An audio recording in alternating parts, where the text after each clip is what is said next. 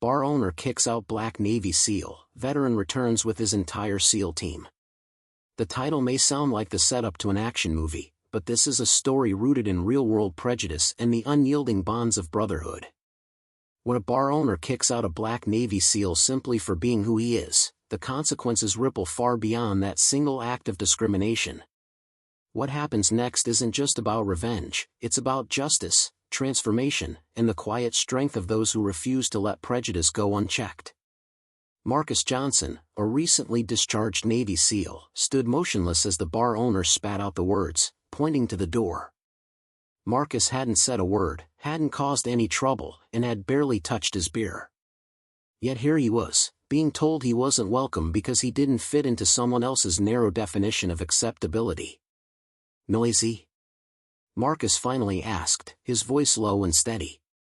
I didn't even finish my first drink. The owner gestured rudely toward the exit. Get out before I make you.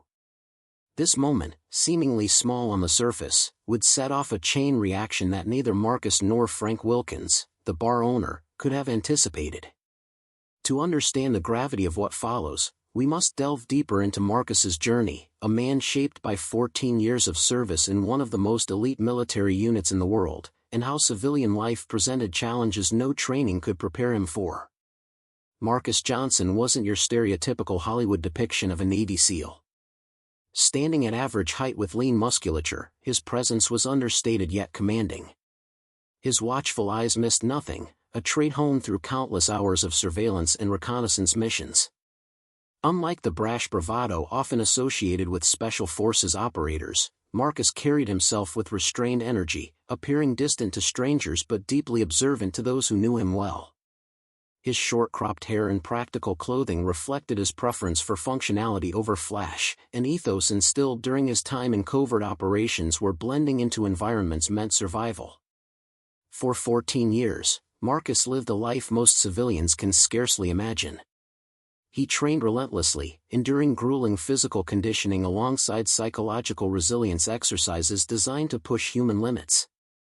Covert operations took him across hostile terrains, from desert sands to dense jungles, where split-second decisions determined success or failure. Each mission demanded not only tactical precision but also emotional fortitude as he navigated morally ambiguous scenarios fraught with danger. These experiences forged within him an unbreakable bond with his fellow SEALs, a brotherhood born from shared adversity and mutual reliance. Upon receiving an honorable discharge after sustaining injuries that forced retirement, Marcus found himself adrift in a world starkly different from the structured chaos of military life. Civilian existence felt eerily quiet compared to the adrenaline-fueled intensity he once thrived on. Hoping to find solace, he moved to Harbor Bay, a small coastal town known for its ocean breeze and tranquil atmosphere. However, adapting proved challenging. The restlessness that consumed him mirrored the disorientation many veterans face post-service. This transition period laid the groundwork for understanding why encounters like the one at Blue Anchor Bar held such profound significance for Marcus. It represented more than personal insult. It symbolized societal barriers still standing despite sacrifices made by individuals like him. Tourists alike. On weekends, live music filled the air, drawing crowds eager to enjoy the lively atmosphere. But on quieter days like Tuesdays, the bar's ambience shifted dramatically. Sparse patrons hunched over their drinks, creating an almost eerie silence punctuated only by the occasional clink of glassware or muffled conversation. It was during one of these subdued afternoons that Marcus entered, seeking not revelry but respite, a corner table where he could sip his beer and observe without intrusion. Frank Wilkins, the burly and perpetually grumpy owner of the Blue Anchor, prided himself on maintaining strict control over his establishment. Yet beneath this veneer of order lay a web of unwritten rules enforced arbitrarily based on mood or perception. Frank harbored particular disdain for military types, a bias rooted in a minor altercation years ago involving young sailors that escalated unnecessarily in his mind. This incident crystallized into a broader prejudice against all things military, compounded exponentially when coupled with racial biases. When Marcus walked in, Frank immediately zeroed in on him. To Frank, Marcus embodied everything he disliked: quiet intensity, subtle alertness, and dark skin. Where others might see a man simply enjoying a drink, Frank perceived a potential threat, an outsider disrupting the homogeneity of his preferred clientele. His decision to confront Marcus wasn't spontaneous, it stemmed from deeply ingrained prejudices masquerading as protective instincts. In Frank's skewed worldview, men like Marcus were inherently problematic, arrogant, prone to violence, and fundamentally out of place in his carefully curated environment. As Marcus settled into his corner table at the Blue Anchor, scanning the room with methodical precision, a habit etched into his psyche after years of assessing hostile environments, Frank Wilkins approached. Arms crossed, expression already hostile, Frank barked, "All right, buddy." His voice, unnecessarily loud in the otherwise quiet bar, shattered the fragile peace. "You've been sitting here staring for 15 minutes. Are you planning something?" Marcus looked up, genuinely surprised. "Just enjoying my beer, thinking," he replied calmly, his tone measured and devoid of confrontation. Frank sneered, leaning slightly forward. "Thinking? I don't like your kind of thinking in my establishment. It makes the other customers nervous." He glanced ostentatiously around the nearly empty bar, though the few patrons visibly ignored their exchange. Marcus raised an eyebrow, his voice calm but carrying a warning edge. "My kind?" Frank leaned closer now, his breath laced with beer and cigarette smoke hitting Marcus squarely. "Yeah, your kind, the quiet, intense military type." Then, looking directly at Marcus' dark skin, he added derisively, "You guys always cause trouble. Think you can mix where you don't belong." Marcus' jaw tightened imperceptibly, but his voice remained steady. "Noisy? I haven't said a word to anyone but the bartender. I haven't moved from this table." Frank dismissed this with a sharp retort, his face reddening. "That doesn't matter. I know your type, you're all the same. I run a respectable place here." The injustice of it struck Marcus deeply. After all he had seen, all he had sacrificed for his country, to be judged so casually by an intimidating bar owner based solely on race and demeanor was a bitter pill to swallow. Frank continued, emboldened by his own prejudices. "People like you aren't welcome here, too loud." Marcus raised an eyebrow, incredulity lacing his features. "Too loud? Sir, I haven't even finished my first drink." But Frank was beyond reason, his earlier arrogance morphing into outright hostility. "Get out before I make you," he spat, gesturing rudely toward the exit. As Marcus stood, the weight of Frank's words hung heavy in the air, not just a dismissal of one man, but a reflection of systemic biases that permeate society. For Marcus, this wasn't merely about being kicked out of a bar. It was about confronting the harsh reality that even after dedicating over a decade of his life to protecting freedoms, he was still viewed through lenses clouded by ignorance and fear. This encounter underscored the pervasive nature of prejudice, where actions are justified not by evidence but by preconceived notions rooted in stereotypes. And while Marcus walked out silently, the seeds of change were sown, a lesson in humility awaited Frank Wilkins, delivered not through anger but strategic solidarity. Walking back to his Spartan apartment, Marcus felt the familiar bitterness of injustice lingering in his mouth.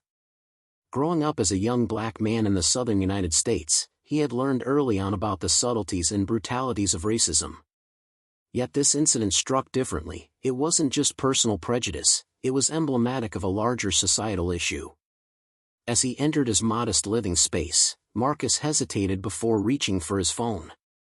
He opened a secure app rarely used since his discharge, an encrypted communication channel reserved exclusively for SEAL Team 6 members. With deliberate precision, Marcus typed a simple message: Blue Anchor, Harbor Bay. Landlord Frank Wilkins. Explicit racial discrimination against veteran. Just FYI. Sending it without awaiting response, he wasn't asking for intervention but sharing information, a practice ingrained during his years as an intelligence operator. Meanwhile, at Blue Anchor, Frank Wilkins drowned his prejudices in cheap whiskey, complaining to Mike, his security guard. "I can't believe that guy had the audacity to act like he belonged here," Frank fumed. Mike, scar-faced and crooked smiling, nodded approvingly, reinforcing Frank's narrow views. At 5:30 a.m., Precisely when Marcus had risen every day for 14 years, his phone rang. "Marcus," came the unmistakable voice of Commander Carlos Hernandez, his former team leader. Instantly alert, Marcus replied, "Commander." Hernandez continued, "I got your message. I talked to some of the guys. We're interested in this establishment." A significant pause followed. "When something affects one of us, it affects all of us," Hernandez emphasized, interrupting Marcus' initial protest. Revealing plans to transfer closer to Harbor Bay, Hernandez suggested assessing the bar's atmosphere themselves. They agreed to meet at Porter's Diner. That morning, Hernandez arrived punctually, exuding authority despite civilian attire. Over coffee, they discussed civilian transitions briefly before Hernandez placed a folder on the table. Inside were photos, financial reports, and a history of complaints against Blue Anchor, all gathered swiftly thanks to connections within business licensing departments, IRS, and health authorities. 5 formal discrimination complaints in 3 years, 2 specifically from black military personnel, revealed a pattern. Additionally, unresolved health violations hinted at influential city ties shielding Frank. Commander Hernandez outlined their plan. 16 members would visit the bar casually dressed, ensuring no overt display of military affiliation initially. Their goal wasn't confrontation but strategic assessment. If necessary, leveraging their network could expedite consequences. Friends and regulatory commissions, media outlets, and legal circles ready to act if provoked further. Marcus understood implicitly, true strength lay not in immediate retaliation but calculated response overwhelming adversaries when least expected. Hernandez concluded, "We want a place to relax on weekends, a beachfront bar welcoming everyone regardless of skin color or background. Respect should be house policy." With that, preparations began, not just for visiting Blue Anchor but transforming it into a symbol of inclusivity through relentless methodical justice only SEALs could deliver collectively. On Friday afternoon at 4:30 p.m., the Blue Anchor began filling up as usual. Frank Wilkins supervised the bar with his characteristic arrogance, occasionally casting disdainful glances at customers who didn't fit his ideal standard. Mike, the bouncer, remained strategically positioned near the entrance, selectively intimidating anyone Frank indicated with subtle gestures. The door opened, and Frank barely looked up. A black man of average height entered. It was Marcus. Frank immediately made eye contact with Mike, who began to move toward the entrance. But before he could take 3 steps, something unexpected happened. The door opened again, and once more, one by one, 12 men entered. Each carried themselves with the same distinctive posture, backs straight, movements restrained, gazes watchful. 6 were black, 3 Latino, 3 white, different ethnicities but uniformly military in precision.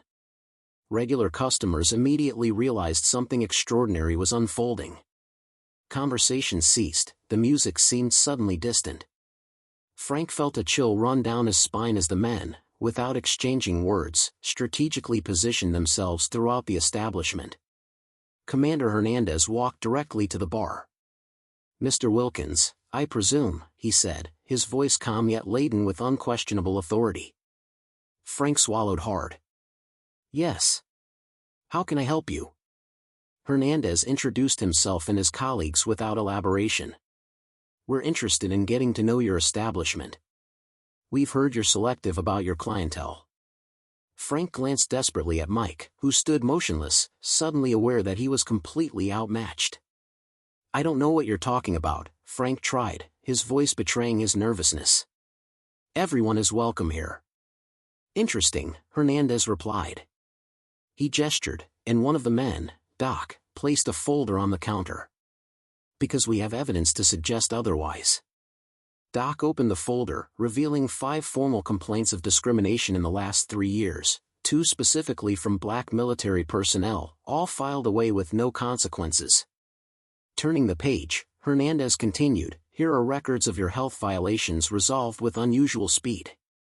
Frank's face drained of color. "How did you?" "That's not important," Hernandez interrupted. "What matters is that last night you threw a man out of this establishment for no valid reason other than your own prejudice." A man who served this country for 14 years risking his life while you served drinks to a clientele selected by the color of their skin.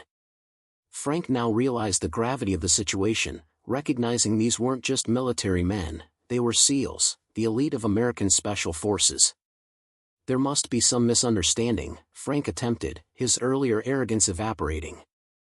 There is no misunderstanding, Mr. Wilkins, Marcus interjected, approaching the bar. You made your position very clear last night, people like you aren't welcome here. I'm just curious to know exactly what kind of people I am.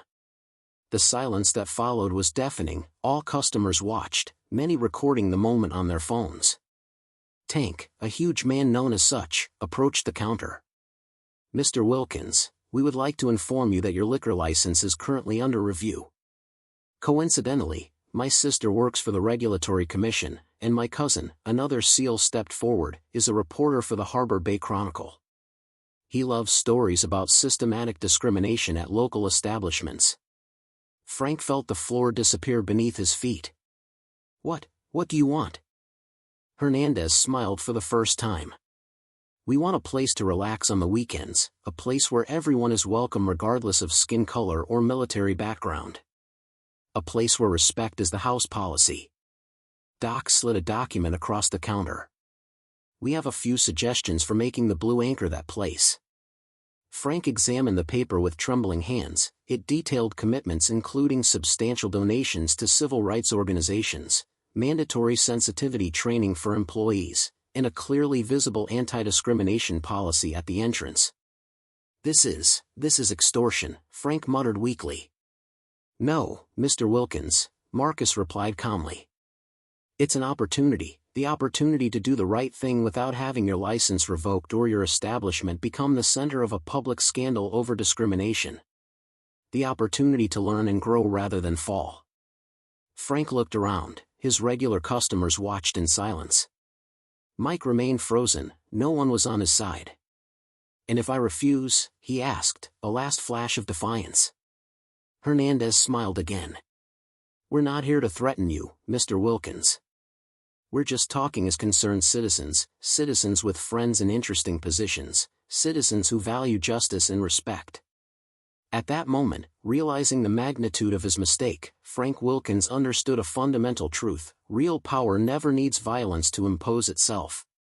In the calm, determined eyes of those men trained to take down dictators and dismantle terrorist cells, he saw something far more terrifying than physical threats: relentless, methodical, inevitable justice.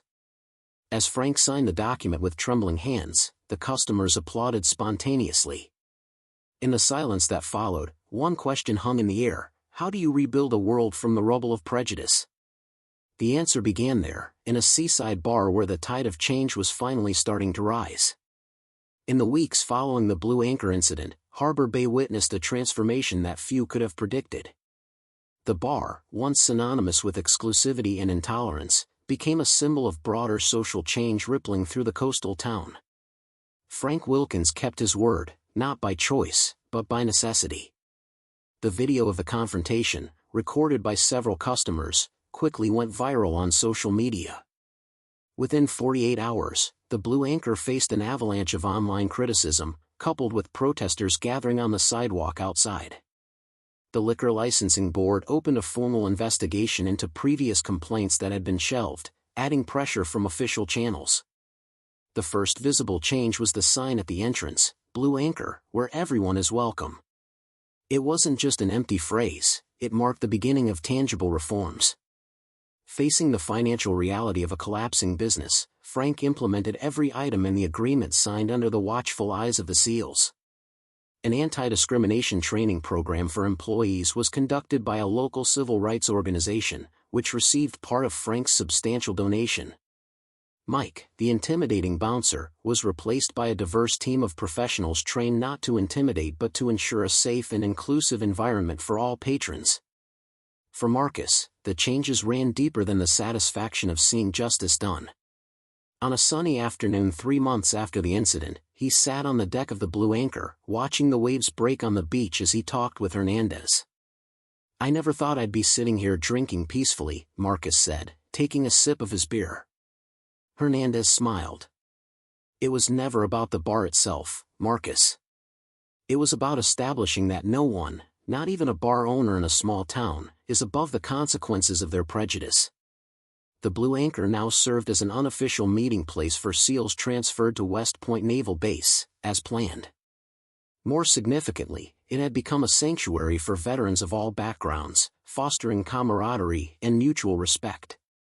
Frank Wilkins rarely appeared in the main room anymore, running the business from the back. His presence was diminished by the shadow of his own actions. When their paths crossed, Frank nodded briefly, his face a mask of forced humility that never reached his eyes. Internally, Frank hadn't changed, few racists do when exposed, but his actions had transformed, and that was what mattered most. Amid the sweeping changes at the Blue Anchor, Marcus embarked on a new journey that would redefine his civilian life. He founded Harbor Bay Tours and Adventures, leveraging skills honed during his service years. My navigation skills and rough terrain training turned out to be perfect for guiding tourists on coastal expeditions, Marcus explained to Hernandez one afternoon. What started modestly with a single rented boat grew rapidly. Within 3 months, Marcus owned 2 boats and had a waiting list of eager customers. Hernandez, intrigued by Marcus' entrepreneurial spirit, broached the idea of investment. "Who would be interested in investing in your business?" he asked, smiling mysteriously. Marcus raised an eyebrow. "You?" "Not just me," Hernandez replied. "The whole team. We're looking for investments for the SEAL Pension Fund. Your business looks promising." That same afternoon, Marcus signed papers formalizing the partnership in his makeshift office on the pier. This collaboration expanded Harbor Bay Tours and Adventures to 5 boats and a staff of 12, including 4 unemployed veterans Marcus personally recruited. Meanwhile, the Blue Anchor continued evolving. A discreet sign at the entrance now stated that 5% of all proceeds were donated to veteran support organizations and anti-racism causes. On particularly busy Friday nights, 6 months after the incident, Marcus observed the crowded hall where a band composed entirely of veterans performed. In the diverse crowd, locals, tourists, sailors, and civilians mingled seamlessly. Frank, serving at the bar with a resigned expression, caught Marcus's eye and nodded stiffly. There was no friendship between them, no genuine forgiveness, just the silent acknowledgement of a hard-learned lesson. Doc, now an investor in Marcus' company, remarked, "Sometimes the best revenge isn't destroying someone but completely transforming the world around them." Marcus replied calmly, "It wasn't revenge. It was justice. Justice isn't just punishing the wrong but creating the right." The story of the Blue Anchor spread beyond Harbor Bay, becoming a case study in corporate training on inclusion. Frank, still the nominal owner, was effectively reduced to an employee at his own establishment. For Marcus, the incident marked not only the beginning of his successful civilian life but also a new purpose. Through his company, he created opportunities for other veterans transitioning to civilian life, demonstrating that quiet dignity often speaks louder than explosive anger. As he often told the young veterans he mentored, "We were taught to fight with weapons, but the most important battle is the one we fight with intelligence, strategy, and integrity, not just to win but to transform." True strength, Marcus believed, lies not in humiliating or demeaning others but in lifting up entire communities. If this story of injustice turned into positive change resonates with you, subscribe to the channel for more narratives that illustrate how true courage often comes not from direct confrontation but from the wisdom to know when and how to fight the battles that truly matter. The story of the Blue Anchor Bar transcends its immediate setting, offering profound lessons about justice, transformation, and the power of unity. What began as an act of blatant discrimination against Marcus Johnson evolved into a pivotal moment of reckoning, not just for Frank Wilkins but for the entire community of Harbor Bay. At its core, this narrative underscores a fundamental truth: justice isn't merely about retribution, it's about creating lasting change. The SEALs' intervention wasn't driven by vengeance but by a commitment to dismantling systemic prejudice and replacing it with inclusivity. Their approach exemplifies the importance of leveraging collective strength, not through aggression, but through strategic, methodical action that leaves no room for denial or evasion. One of the most compelling aspects of this story is the concept of brotherhood extending beyond the battlefield. The SEALs demonstrated that true solidarity is unconditional, transcending individual differences to stand united against injustice. This unshakable bond, forged through shared adversity, became a force multiplier in holding Frank accountable. It wasn't just Marcus who confronted the bar owner, it was an entire team operating with precision, each member playing a role in exposing and addressing systemic discrimination. This highlights how organized, collaborative efforts can amplify impact, whether in combating prejudice or advocating for broader societal reforms. Moreover, the transformation of the Blue Anchor serves as a powerful reminder of the ripple effects of accountability. By forcing Frank to implement tangible changes, anti-discrimination policies, sensitivity training, and financial contributions to civil rights organizations, the SEALs ensured that their intervention created a legacy rather than a fleeting victory. The bar's evolution into a welcoming space for veterans and diverse patrons illustrates how targeted, sustained pressure can catalyze meaningful progress. For Marcus, this experience wasn't just about reclaiming dignity, it was about channeling his skills and values into building bridges for others. His thriving adventure tourism company stands as a testament to resilience, proving that the qualities honed in service, leadership, adaptability, and integrity are invaluable assets in civilian life. Ultimately, the Blue Anchor story teaches us that justice requires more than identifying wrongdoing, it demands actionable solutions that empower marginalized voices and foster environments of respect. The SEALs' actions remind us that even in moments of personal affront, the focus should remain on systemic improvement rather than isolated retribution. As viewers reflect on this narrative, they are encouraged to recognize their own roles in challenging prejudice and promoting inclusivity. Subscribe to this channel for more stories that illuminate the transformative power of courage, unity, and strategic action, because understanding how to fight the battles that truly matter is the first step toward creating a better world.